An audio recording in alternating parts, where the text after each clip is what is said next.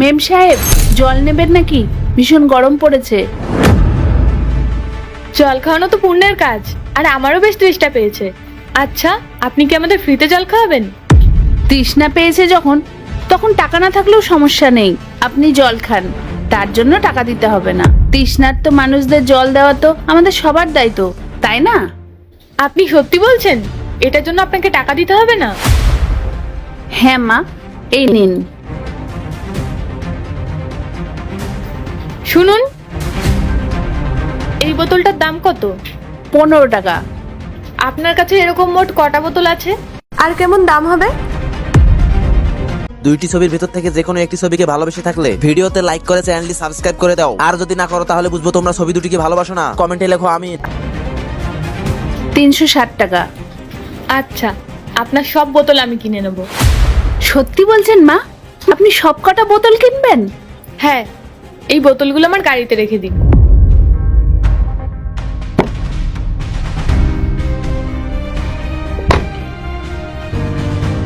আপনার কাছে কি আরো বোতল আছে? হ্যাঁ মা, আমার কাছে আরো বোতল আছে। ওই সামনের দোকানটায় আমি কাজ করি। আপনার কতগুলো লাগবে বলুন? আপনি আরো এক পেটি নিয়ে আসুন। ঠিক আছে। আমাকে এক পেটি জল দিন তো। ওনারা কি, ওনারা কোথায় গেল? আর গাড়িটাই বা কোথায় গেল?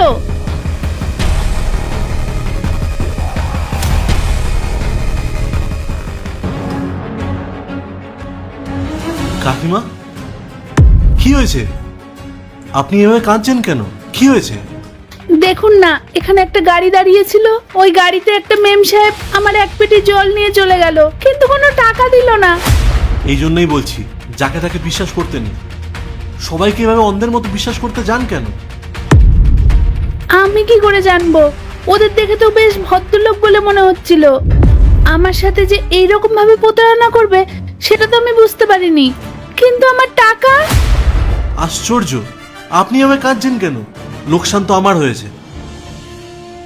না না, তোমার কোনো লোকসান হবে না।